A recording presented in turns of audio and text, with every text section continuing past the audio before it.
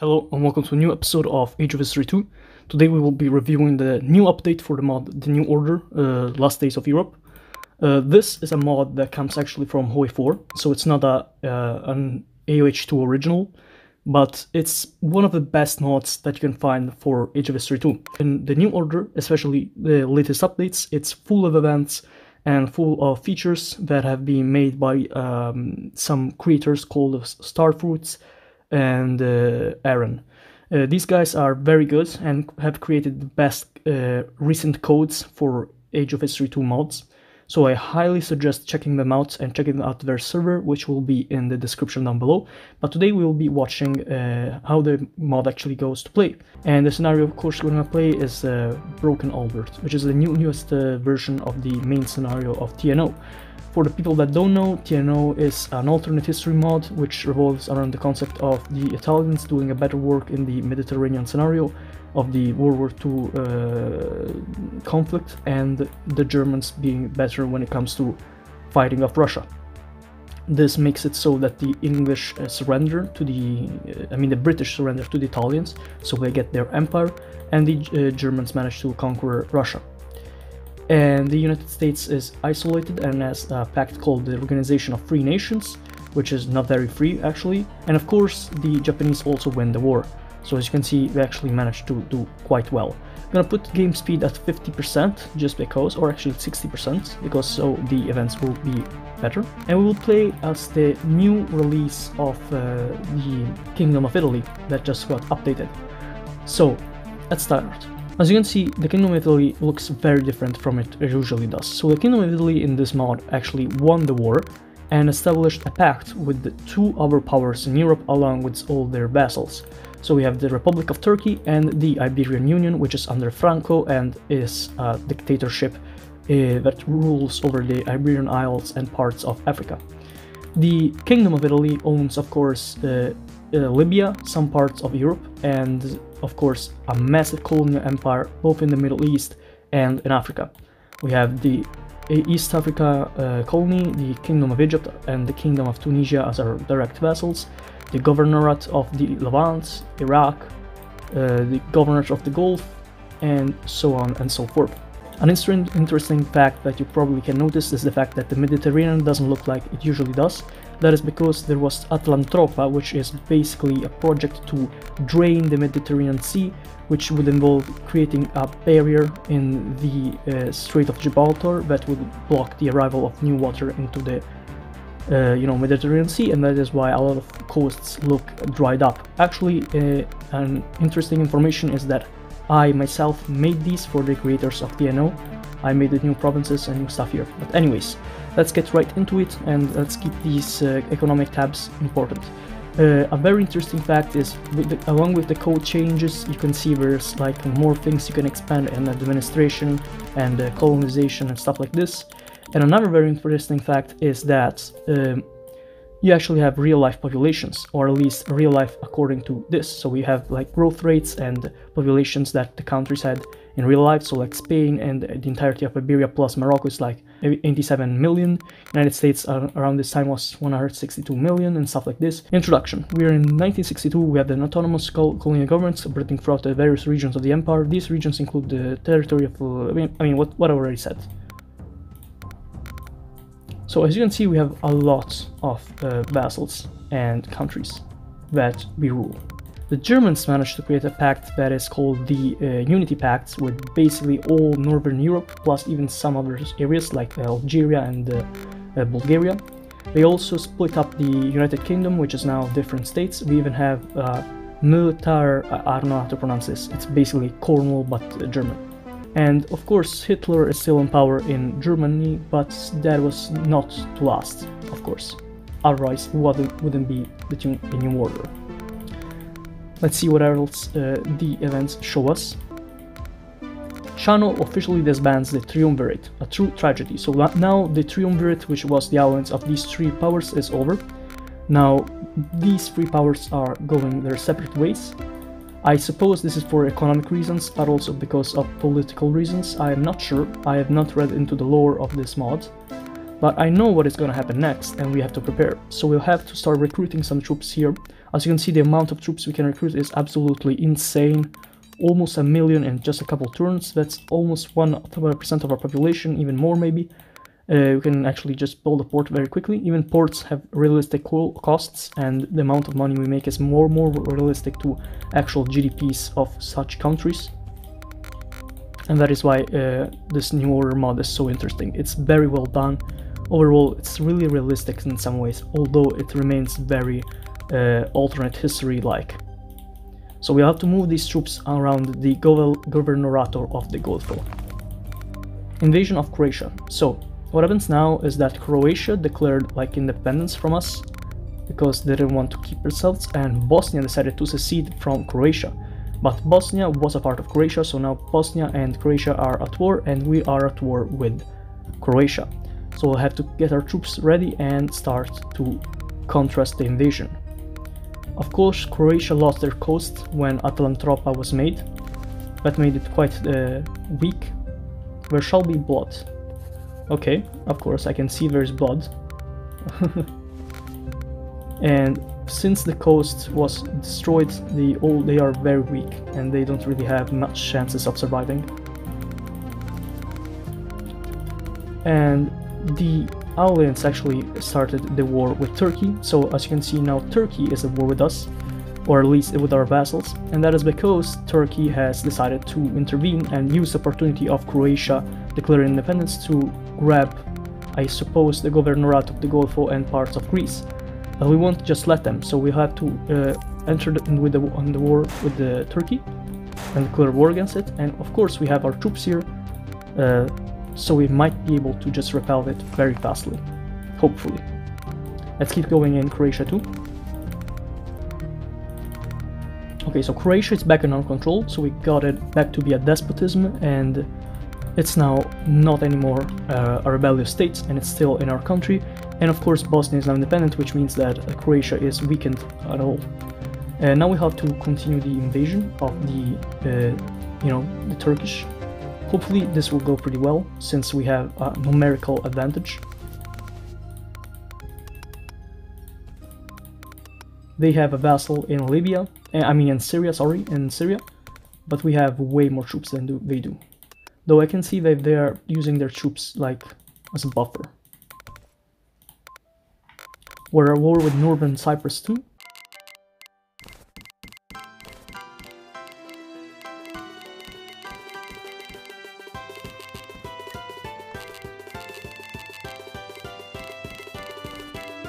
Hopefully this will be enough. I don't feel like continuing this war with the Turkish. Usually these guys surrender after a while, since they just don't have the numbers at all to repel or attack.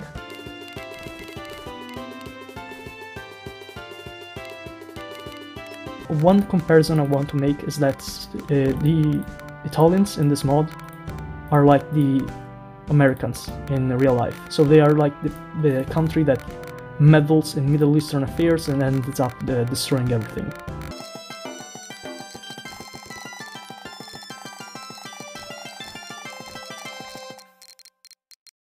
It appears we didn't manage to actually repel the Turkish. I think basically because they had the bug, a very unfortunate bug that Age of Civilization has, where some troops get destroyed if they're in our territory and you don't even have to fight them. Anyways, it appears that the war is continuing for some reason I can't really explain. But now we have Columbus Levant, and the Syrians have actually been conquered, so I suppose Turkey won the war, and we lost Lebanon from our vassals. And now Governorate of the Golfo is as a new leader or something. Interesting, I suppose. So, quick reminder for ourselves, never actually just join a war if our allies are into it. Looking at the rest of the world, doesn't seem like there's been much change. The Germans have still control over the rest of Europe, and Himmler is still in power in Burgundy. This is the SS state of Burgundy, or the Ordestant Burgundy, which is basically governed by the worst type of government ever, which is basically ultra-Nazism, if you can call it that. While the Nazis, of course, are part of the National Socialist bloc with the entirety of this area, and we are fascist, just like the French and the Greeks. In the rest of the world there are pretty interesting states like Nowa Polska, which is basically New Poland, created by the Polish refugees that wanted to escape the Germans. Then there's the Empire of Manchuria, which is governed by the last guy from the Qing dynasty. And of course, Russia is just full of warlords that are fighting across each other for no actual reason. And there we go. So Hitler has died, of course, and their entire alliance has been destroyed. And so a bunch of revolutions will happen now. And the interesting thing is that now Germany is at civil war. So the Schutzzone Germania, which is basically capital zone, has remained in peace, but the rest has been a territory of civil war between Albert Speer, Heydrich, I don't remember his name, Bormann, and Hermann Göring. You'll just have to check out who wins the civil war. As you can see in the area that was earlier the Reichskommissariat Muscovy, has been split between the Germans, the Russians, and like democratic Russians. And a bunch of more civil wars are happening. As you can see now, Ukraine and the Ostalpen states are completely destroyed. Europe is in complete chaos, everything is falling apart, even England is at war with itself. The French have been ousted out of like northern France, the Himmlerites have won, the Britannic have won here, so there's a bunch of fucking mess everywhere. Everything is falling apart, and we could take the opportunity to invade something, honestly, because I just don't feel like remaining here and doing nothing. So you might want to just take the opportunity to like fastly invade something like Kanem-Bornu, which is this state here.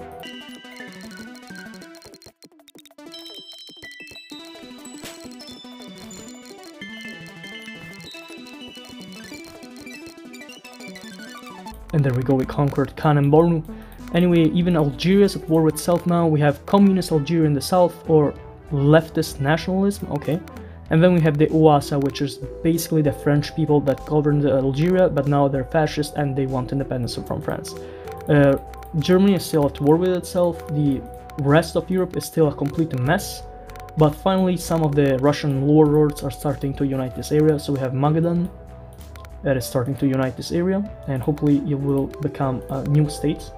We have Tomsk, which is trying to unite this area, and we have the West Russian Revolutionary Front, which is communist, or Bukharinist, which is still part of the communist sphere. Now we have even more issues here. We have the Fuerzas Ibéricas and Argelina, and the Fuerzas Italianas. We even got a part of our troops have marched into Italy as mercenaries. So we even have Italians. We're gonna send them a bunch of money here to succeed in their operation, hopefully. And the Fuerzas Ibéricas are at war with the OASA, so the native Algerians have already been defeated, and there they are. I suppose they will be annexed at some point. The OASA at war with the Iberians in Algeria. And in the eastern area, we have Free Ukraine winning with social nationalism, also the winning ideology. And we have the, oh my god, what is this? Vereinigte Partisaner Organizacja, which is basically, I think, like a Jewish partisan organization. This dude looks horrible, man. What the hell happened to him? That's just sad. He looks sad. Anyways, yeah, these are a partisan movement. So now a partisan movement controls Ostland. And Algeria was united by the OASA and is now back to being a vassal of the French state, which means we unfortunately did not have a chance to gain parts of Algeria. That is quite the unfortunate thing. Also in the rest of the like Chinese, Japanese area of the Pro-Prosperity sphere, it looks like everything is kind of not falling apart at all. It looks like it's pretty going good, but the Republic of Thailand, that is interesting. It's not more an empire. So does that mean that these guys are gonna leave the Co-Prosperity sphere? I'm not sure. Not sure at all.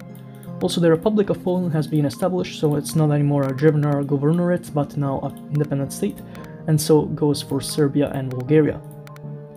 The German Civil War keeps on going, and I'm noticing that in England the HMMLR, I have no idea what this is. I suppose they're Democrats won, so now they're free from German success. But the state of Wales, Cymru, I don't know, Cymru state, ultranationalist organization of Wales is still in charge there. A bunch of weird nations in this mod. It's like an entire fantasy. Also, Göring is definitely winning now. Also, Albania is declaring independence. Yeah, I'm not gonna go for that.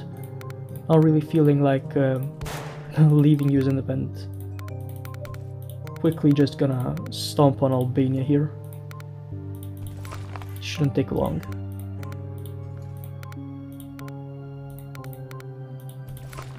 Actually, if we win this, I think I'm gonna fully annex it. I don't feel like keeping it as a vassal. It's weird that in this mod they made it a vassal when, like, in reality, they were part of the Italian monarchy, so they were part, like, of the Italian states. If you watch, like, a World War II documentary on the invasion of Albania, you will see that Albania was, like, completely annexed and wasn't, like, transformed into a subject state.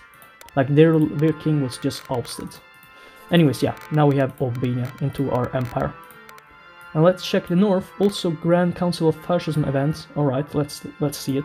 Since the death of Mussolini, Italy's fascism has been protected by 4 lions, of all of which sought to preserve the true fascism in Italy, made up of Balbo, an imperialist and ex-governor of Libya, Pavolini, a true blackshirt, Gianni, a talented orator, I suppose this is orator, and Muti, a talented architect. However, Chano, something. Okay. So the 4 deuces enter in the Grand Council of Fascism, but Chano resigns. So this is Chano, by the way, this is the guy that leads us. As resigned, Mussolini's successor, who fought so hard to preserve fascism, is gone. And in his place, a hole in Italy, and we, in the Italian people, who will come out on top. Basically, what this is saying is that the future is uncertain because Chano resigned. Also, Verona Conference, okay. Göring is ultra winning here in Germany, so I suppose it's just a matter of time until he actually ends the war. The Verona Conference. Chano's resignation has left a hole in Italy. It has left a shaky and unsure group. Scorza, a traditional fascist, has offered to stabilize the state, which Umberto II has shown he's willing to help Italy recover. So, Umberto II is the king of Italy. So, Italy is both an empire and a kingdom. Also, the reign of Egypt, so like our Egyptian colony, has left. Great, okay. And we're gonna get Umberto to step in. So now Umberto, the king of Italy and the emperor of Ethiopia. So now we are not longer the Regno d'Italia, but we are just Italy as a despotic monarchy. Which basically means fascism is kind of gone. The king takes power from civilization. Okay, we're back to the Regno of Italy or Regno d'Italia, but Umberto is in charge. Italy must move forward. With Umberto now stylizing the Italian society, he plans to make a speech in the city of Rome. Though warned as unsafe, the king has great plans for Italy's future. Ensure Roma is secure. Who would hurt the king, man? Who would hurt him? He is beloved by everybody, right? Also, these guys. Oh god, they assassin the king, what? A dark day in Italian history. Umberto lies dead. The chaos of Rome has left both Italy and its people in shock. What will happen next to Italy is unknown, and the streets run red. The king is dead. Okay, that's bad, right? The Italian Revolution, a day that shook the world. Communists, socialists, and syndicalists have stormed Rome, Venice, Naples, and Milan, waving the red banner all across Italy. Many are banding to this cause. Finally, the long reign of the Italian fascists have come to an end. That is insane. From the Horn to the Adriatic, Italy runs red. Wow, okay. So now we're the Italian Popular Republic. That is insane. The 64 Italian election, 1964. The first Italian election are underway. Many flock to the streets today to vote. Many for the first time in their lives. Italy rests excited to see the outcome. So we can choose who like new party will be. Blocchi Nazionali, which is new fascists, I suppose. Democrazia Cristiana, which is conservative Christians, like Republicans type. Less traditional, I suppose. And the Partito Socialista Democratico Italiano. These guys seem boring, and these guys will be just fashion again, and that's just what we went out of. So I'm gonna go for social democracy. I'm pissed that we have no more radical option like the communists. Were being pretty interesting to see, but I guess the socialists are okay too. The General Secretary, Laura Conti Onorato Damen. We can get a narco-communist? Are you sure? A narco-communist Italy? That is insane. I kind of want to do that. And the other is left communist. I'm gonna go with the Arrigo Cervetto. Okay, nobody's here, I guess. Now the PCD is in charge, and we are a narco-communist Italy. That is fucking mad. Okay. How does an anarcho-communist society like justify imperialism like we are doing right now, as we have to reconquer Montenegro since they declared independence? Like, should we just let them go since, you know, we're anarcho-communist, or should we just, you know, kill them, which is what we're going. Actually, I have an idea. What if instead of just killing them and annexing them, we actually liberate them? Yeah, so we turn them into our vassal, but we make them anarcho-communist, which would mean they're like anarchists, kind of. This is weird. I was not expecting this. I did not know this was part of the... Also, the Africa Orientale has declared independence. For all I care, they can go since we're not colonial anymore. So yeah, you can go. I don't care. You're gonna go into civil war soon. That's not my problem anyways. But I want to continue our domain into... Oh, the Kingdom of Tunisia too? Okay, that might be actually important to keep under our rule. Actually, we might want to integrate that, since we do want the domain over the Mediterranean Sea. Okay, that's good, that's good. This shouldn't be hard at all, actually.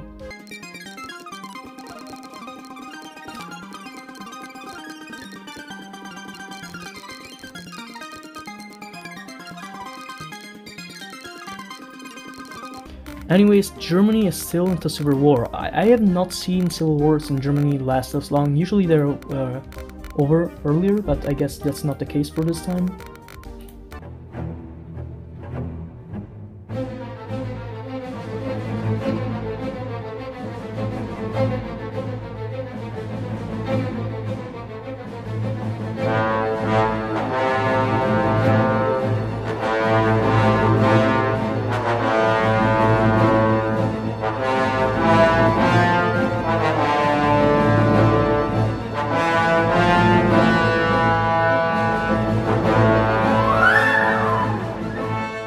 Okay, we're closing into the areas of the capital, and meanwhile just get the Montenegrins to surrender,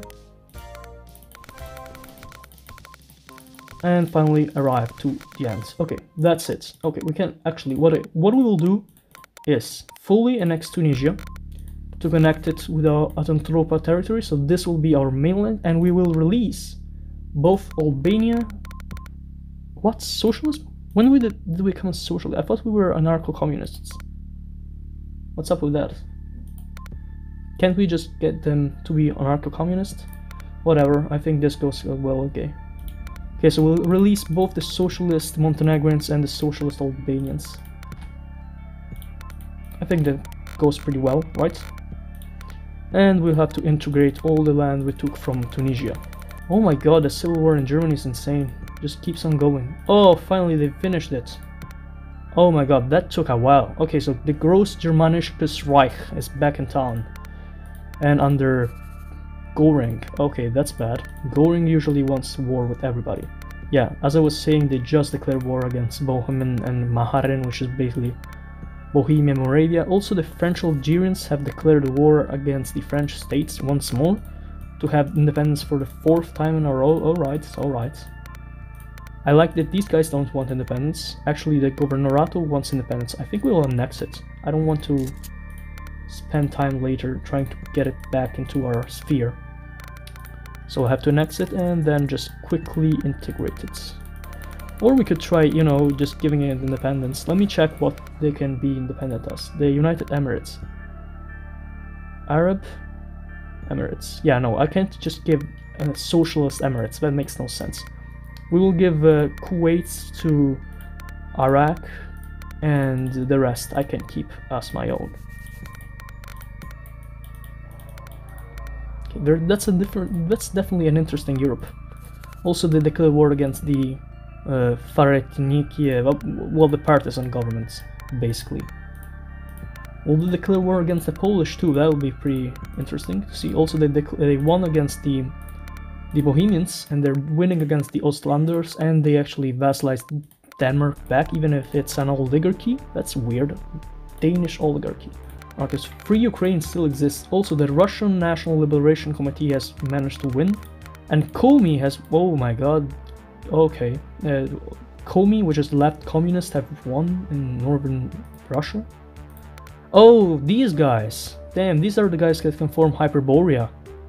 I've not ever seen them succeed in anything, so it's actually pretty weird to see them succeed. The West Siberian Provisional Authority, actually ultranationalist Dmitry Yazov kind of thing here. And the United States of Siberia, that is insane, I've never seen that form. Also Free France, for those that do not know, like the original French government from de Gaulle still exists and it's in Africa, but it's like divided and destroyed. Doesn't matter much, it's just Ivory Coast basically, or Côte d'Ivoire. Anyways, the Germans have fully annexed the Austrian territory. That is insane. I also never see this happen, and holy shit, the Algerians have annexed southern France. That is disgusting. I hate this.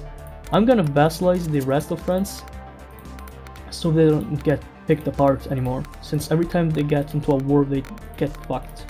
Honestly, since we are Republica Populare and anarcho-communist, I think we might want to liberate another part of Europe that has been under a tsardom for a long ass time, which is Bulgaria. So we'll have to recruit some troops here in Rome and near Ares, and hopefully just beat the shit out of them so we can liberate them.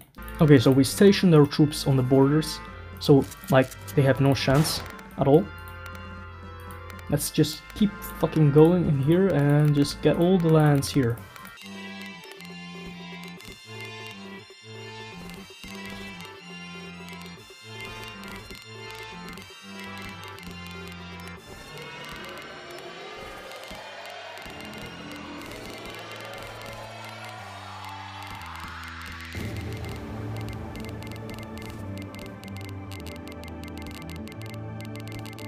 Anyways, the Germans are actually being able to re-establish their domain over the Russian National Liberation Committee. So it's interesting that they let the Russians live, but they wanted to like be back in power in them. But they haven't been back in power in the Reichskommissariat Caucasian.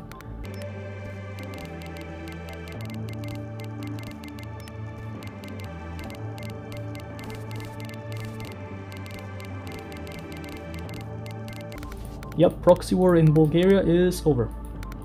Let's fully annex it and then release it as established. But interestingly, we'll give like the area of Macedonia to like Albania, since it's very near it, and we want like weirdly weak Bulgaria. And there we go, socialist Bulgaria. Great.